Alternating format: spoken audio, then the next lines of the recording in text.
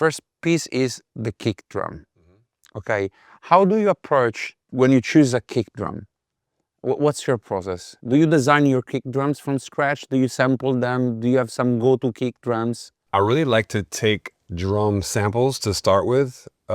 It doesn't work that well all the time, but I like to build off of drum loops. So there's like a folder I have in my computer, like in I could probably find it in here and put it in the session just to show you. These are some drums that I sampled from years ago and I have this long track. This is called Rare Drums. That when I put it in here, oh, it's missing the file. It's kind of like a way to kind of hear different drum loops. It's all backwards. Nice.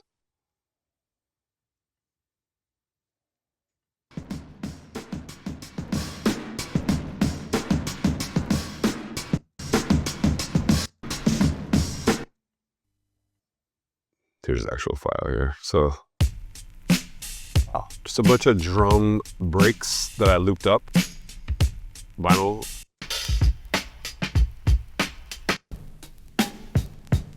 This is kind of my old school approach. Now, I used so many different programs, like from, there's something I recently found called Drum Monkey. You know this one? No, go. It's a plugin.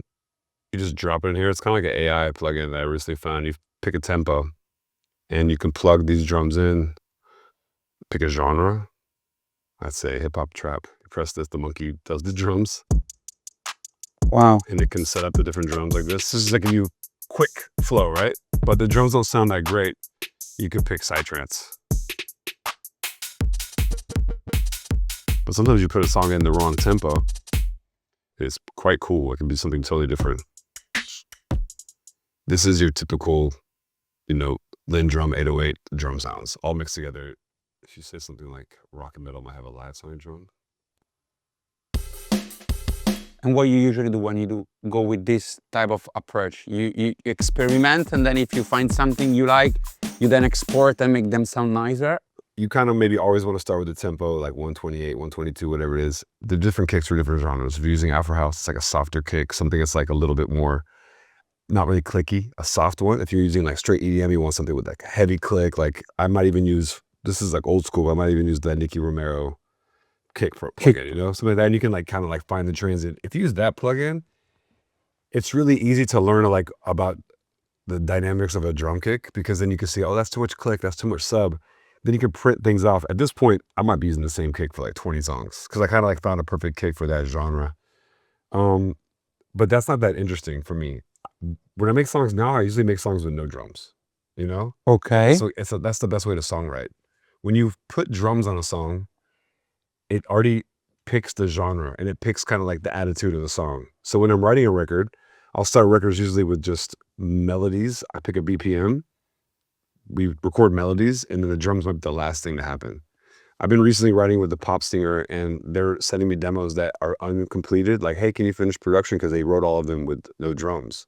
And like my job is to like figure out what the genre is, because you can change the whole song with just a drum beat. That's why that plugin is pretty interesting, the Drum Monkey, because you can go between, say, that was like a trance drum I did. But you can even go to there's like Afro somewhere in here. Oh, I actually changed. It's country. What's what that sounds like? It's more like a tone of the drums. If I go to, oh, it's dance hall and Afro beats. Whole different tempo.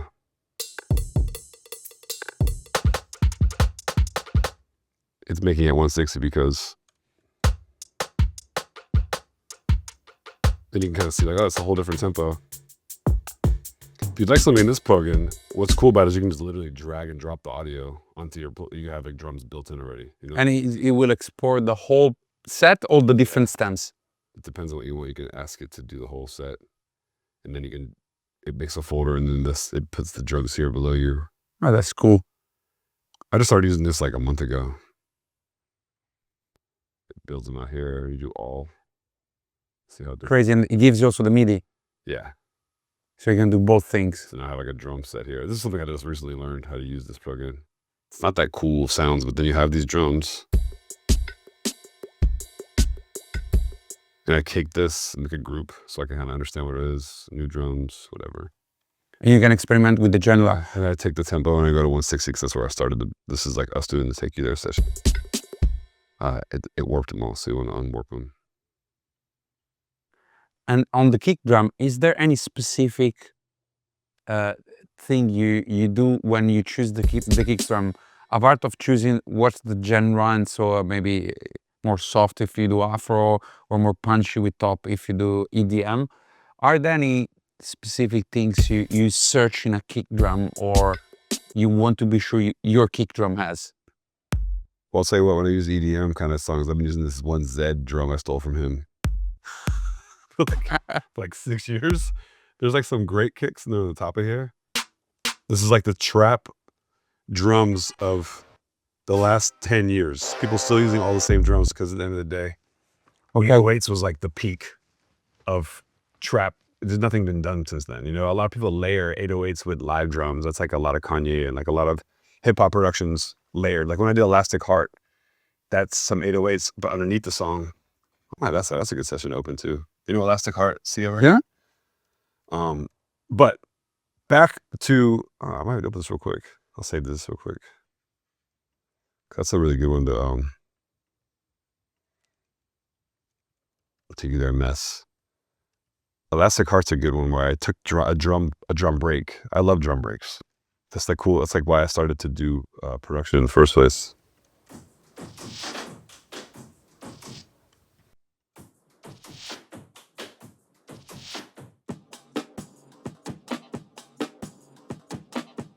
Super swingy. Yeah, but it's like live, you know?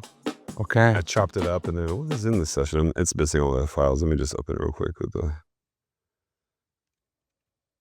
Everything I have is on Dropbox, but I have so many sessions. There's over like, when I search my name in my iTunes, there's 11,000 songs. So it's probably like at least 3,000-4,000 sessions, you know, I made that are just out there that are not finished.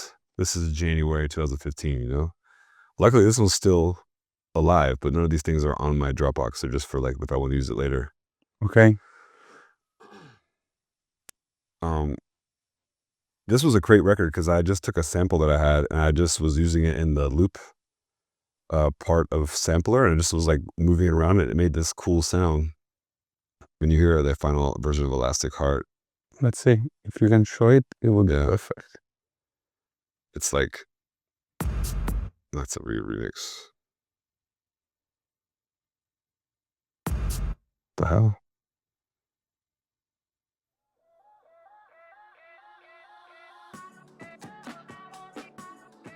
That sample in the background is me like messing with a sampler, you know, just looping Live. Yeah, live.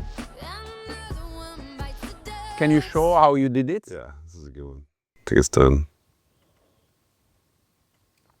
And why it opens up, when you used the Nicky Romero kick, you were really nerdy about the ADSR and the form of your kick drum. That's a great plugin because you can understand kicks are just one sound. Yeah, you know, it's one sound, but that has all the frequencies that you need to understand when it makes dance music. When it comes down to me mixing it, I would not know what I'm doing, but at least I know, oh, that kicks too much click, that kicks too much sub. That's the main things you want to understand because when you're putting kicks down on a drum track or, you know, a dance record, you want it to have impact, but you also don't want it to be taking all the frequencies away. It's too subby. Like Afro House, you're not gonna ever hear a sub. It's little kind of vibes. So my drum track is like, oh, I chopped all of it up actually. And then it's my snare. I was actually experimenting. This is 10 years ago. So and the other one is in reverse. That was an interesting approach to that one. And then you put all the drums together. It looks like it's missing some samples, but there's the 808s. Which is just the bass line of the whole song. Layered on this.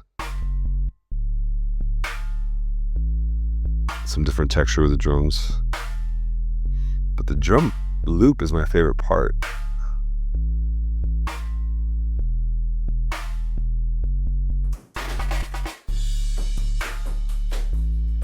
vocoder on the drums.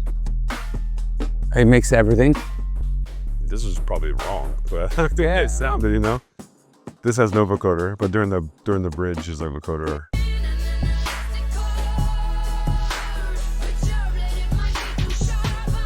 This is a messy song. I have 808 fills, live drum beat. This is just me really experimenting with all of.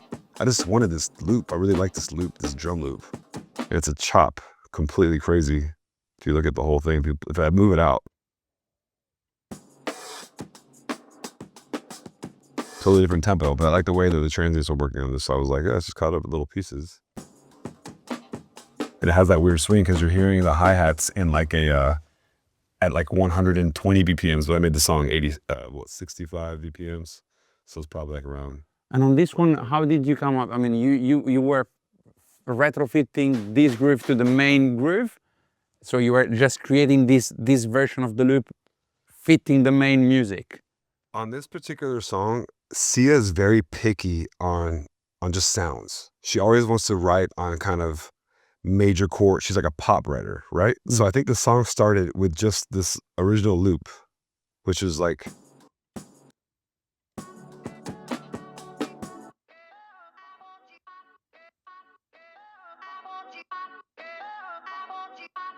another thing. When you like open this sample up, you'll be like, what the fuck? You know, but she loved the way that sounded. And you add the sub to it, or whatever the pads, you find them.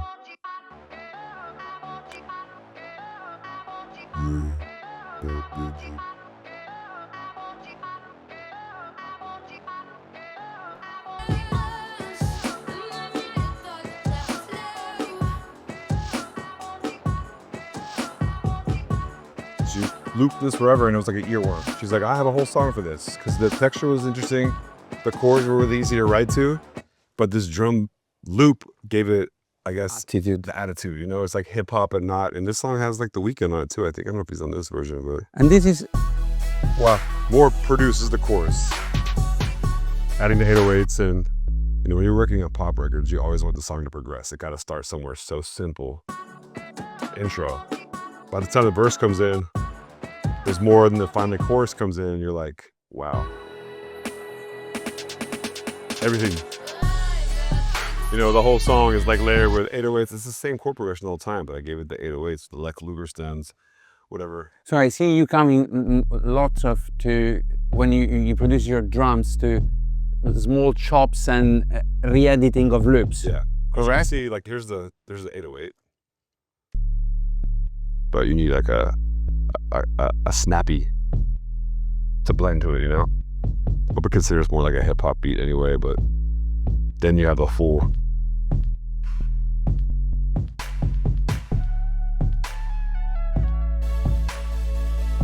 These are not the right synths. When I open up an old plugin, it's not going to sound different than when it was when I made it 10 years ago. I hate opening up serums because they always go to the initial sound. Yeah. I saw recently a James Hype where he's like, I use the initial sound of his biggest hit, which is kind of. Yeah, I've seen the video. I'm like, oh, that makes sense. And this is this is for the kick and the other drums. And you told me that also on Jackie, for example, there is lots of this drum. Yeah, I'm gonna run that session for you too. This one, I was just remembering when I talk about. Yeah, it's lovely the way you. Yeah, this is a record that really has a prevalent. When I hear this record, I only think about that drum beat, that break beat, because it's nothing. If I had only synth drums on here, it would be a totally different record. It wouldn't feel like it was found. It was dusty. You know, like it would have this vintage vinyl feeling, which I really loved about that record. The Jack U one is completely the opposite. Like I think that this record, when I hear Take You There, the most amazing thing about this record is that we were looking for the wrong drums the whole time. The first thing because at the time everybody was using the same snares, the same kicks, and if you go and look into your drum, you know, organization, I love just percussion sounds. So if you listen to some, nobody's using these kind of sounds as their drums, right? There's a layers you use in like loops, but we're like, you take a little drum like that, you know, take something like this, like little percussion sound, put it in there. And this is kind of how we made this song. You just give it the tiniest part of the drum, right? You don't even have to give it the fucking, just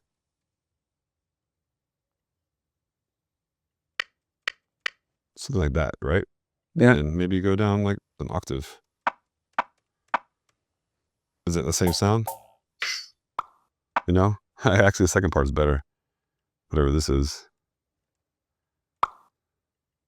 Bring this down an octave. Layer it with like 10 other fucking snares. Skrillex style. Give some texture and you have like something super crazy like when the beat actually comes in. Let me show you.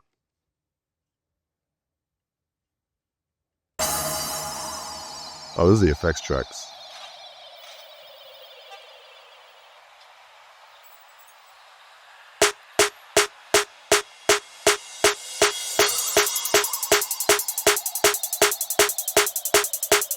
A lot of traditional sounds, but when the drums come in,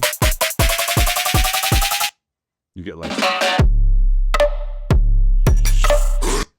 Nobody should use this snare. Doesn't make any sense. This one is cool. Yeah, like it's definitely like two drums lined up that were, I think if you put it up an octave higher, you can kind of hear. It was like something like that. And we just lowered it down and obviously the sound design makes it all more interesting. But what's crazy about Take You There is that I think it's in C. And when you're working on like subby music, that's like the wrong key. You don't want to go lower than like E, right? You want to keep like around E, F, G. That's like the sub when you're making dubstep or trap, it hits in a club. Like that's like the sound of a sub that you can hear in any speaker. This one is like fucking, it's too low. It's like, but we made it work. This is the magic of like Skrillex. You have this kind of kick and then the sub. This is a stem, but it has some distortion on it. And he's doing also the bass in this case. Yeah. As you can see how sidechained it is. Yeah. But with Skrillex, he literally like opens up the song and like does this. You know, he like, you don't have like a real sidechain. He's literally in the audio doing. He's like, he knows you're doing this. Yeah. He's like ducking it himself. That actually, for me, I learned a lot from that because if you do that, you don't rely on the side chains or like the, you know, gating things when you can like physically see. That's more relevant for a producer. Okay, that's why it sounds like that. Sometimes with all your plugins and like comping 4 different things on side chains, you don't know. Sometimes they go missing. Someone opens a session, they don't have the same plugin, whatever it is. This is like in real time. You can tell that these are. So you see yourself now doing more and more. You render the audio and then you eventually go and clean things up. Yeah, I mean, I wouldn't even do this anymore. When it comes to mixing a record like this, that's so interesting. If I didn't have Skrillex part of it, I would just give it to somebody else. I'd be like, okay, I'm done. This song is cool, interesting. Someone make it sound fucking like club ready, because that's not my forte. I would never do that. But I was like, yeah, let's make some fucking weird ass drum sounds. And when you add these drums and these effects, and your drum. So like all these like cartoons. Basically, we stole these sounds from like probably Looney Tunes or something. And then you have the simple samples. The song started off with, funny enough, this piano line was something from a Dr. Luke session that I started with him and never finished. And I happen to have the loop here. So Dr. Luke's a writer on this record. He never was part of the session, but because this piano I used from like something we had done before, I just like loaded it up into a sampler. He was like, I know that. And he's pretty smart. He heard it and we had to give him writing afterwards. I totally forgot. And if you look at the credits, he's a writer on this record because of that. And then, and this is like, you know, a probably operator with distortion. Yeah. One thing interesting about this record is that we wrote this at like 140 BPM. I can try to find the session. I cannot remember the name of it, but we just were in an apartment in Ibiza. We had just played Amnesia, me and Sonny, or I played it, and Kaisa was there because she had that big record, Hideaway. Yeah. And we were like, she played after me, and I was like, you know what are you doing later? Because we were not really partying that much. We were like, let's go to the hotel and like, let's work on music. That's how much we were excited back then. Now I would just be like, let's go to the bar, whatever. Let's go party. But back then we're like, we're finished our set. Let's go back to the hotel, work on music. We took a Kaiser there. We made this kind of like emo, I think it was a beat we might have had for Usher or something that he didn't write on. It was high tempo and it was like something she sang to. And if you listen to her voice, we sped it from, I guess this is going to be 160, from 140 to 160. If you hear her voice.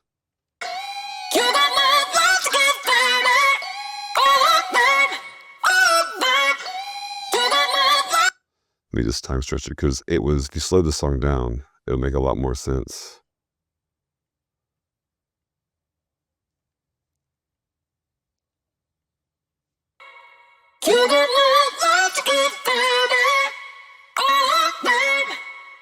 This is about a tempo. You can sing this.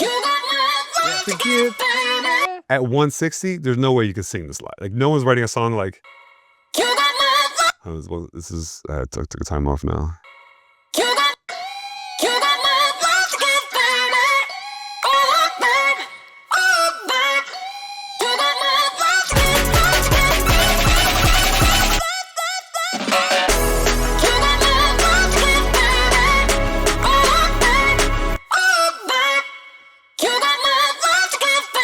It kind of sounds singable, but at the time it was much slower. And then when you hear all the effects that we took it from 160 down to halftime, made a whole different sound, right? Because it was like a 140 BPM kind of UK garage record we wrote in the hotel room. Then we brought it back to Sonny's house probably like 3 months later when the summer's over.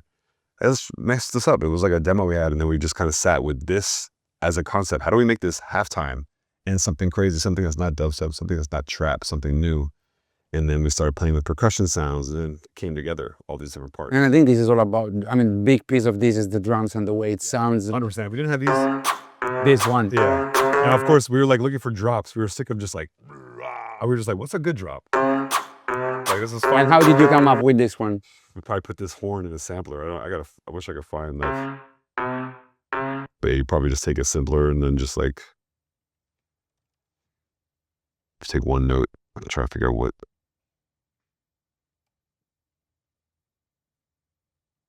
Something like this simple.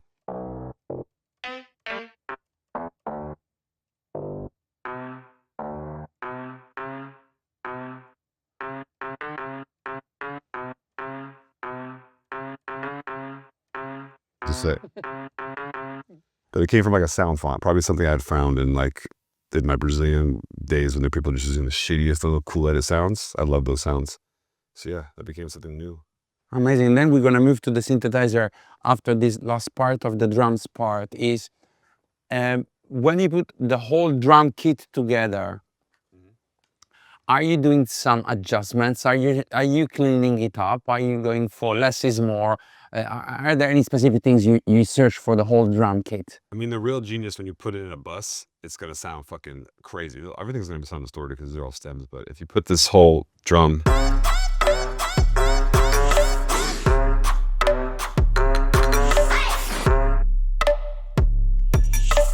I think the hardest part of the song was getting these drums right, because you have that C minor like sound of the sub, and it's just one note the whole time.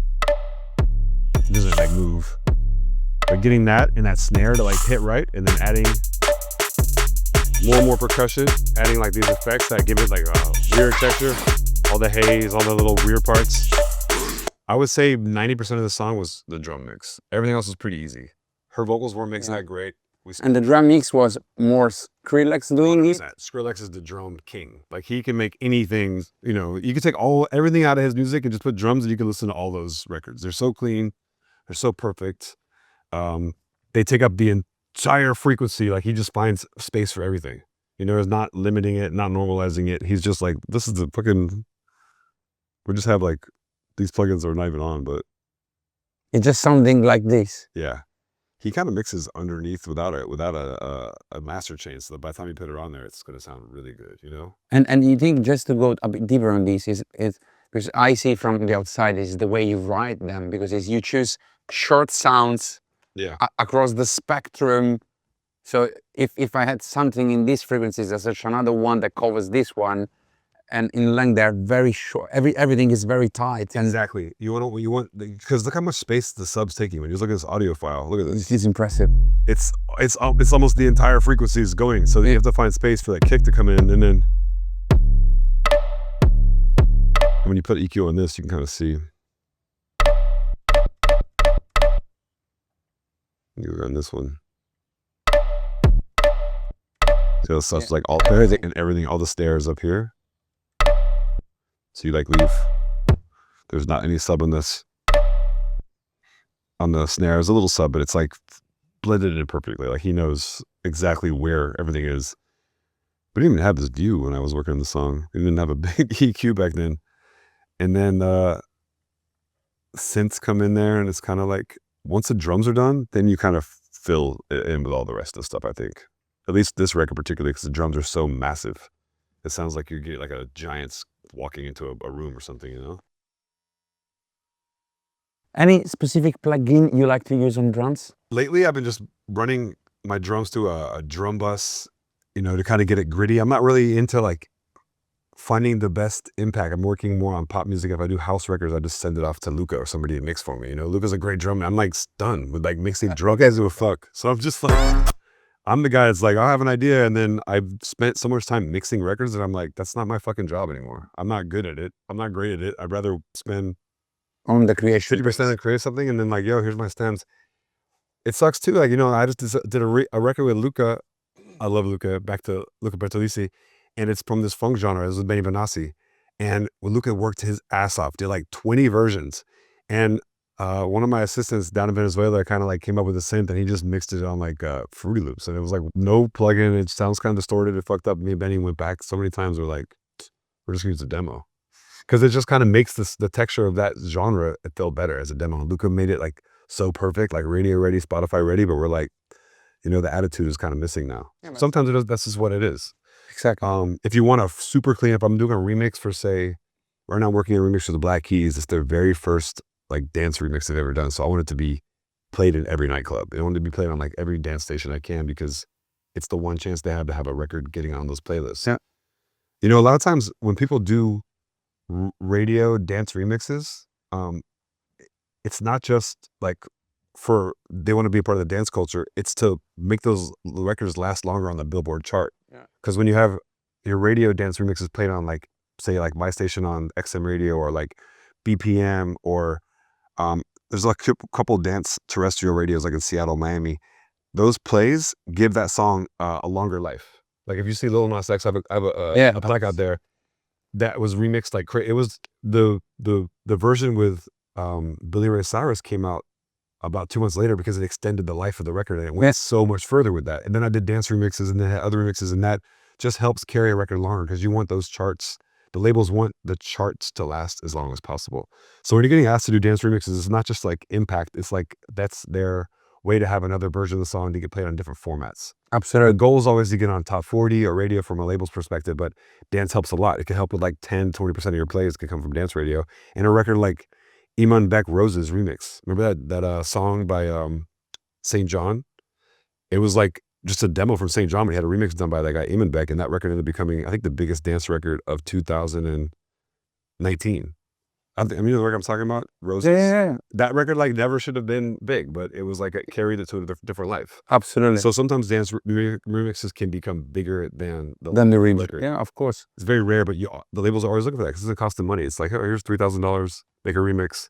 That's a small budget for a record to have, you know, 10 million more streams, which just happens a lot of times with dance remixes. So if I, correct me if I'm wrong, you work a lot on picking the right sound, because I mean, you're not working a lot on the fancy plugin or the mix bus. It's kind of, is the right sound for that specific purpose that you search for every time. Yeah, you want it to be unique. I've always had my allure to like a lot of different people that I work with as a producer, like pop guys, is I'm going to be the unique sounds. You know, and other people have done that and taken it further. Like I've recently worked with OG Volta. They're awesome, like sound design wise. Like they're guys that took what I've done and done it even bigger and more unique.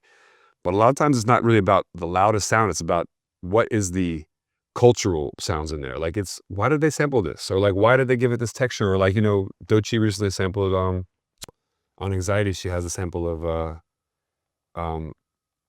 the Gautier record. Yeah. And that was like familiar for a lot. It's like new record for that generation. And it makes it, and older people are like, that's cool. I remember that record now. It's another way to listen to that record. So sometimes the samples in the production matters because it hits a cultural moment. Yeah, like the drums before with Sia. It was Exactly. it was a cultural element. That actually is as much as an appeal as like just being the loudest or the cleanest. And I think that's what I've always leaned towards, because I've never been excited about sitting in front of a laptop doing drum production. I have a severe ADHD that makes me like kind of like, I'm kind of done, move on. I'm like, I'd rather make 10 records pick one to mix, someone else mixes it, then to sit with one for hours, which some people do it. Like when I've done sessions with Chris Lake and I'm like, man, I don't like this song.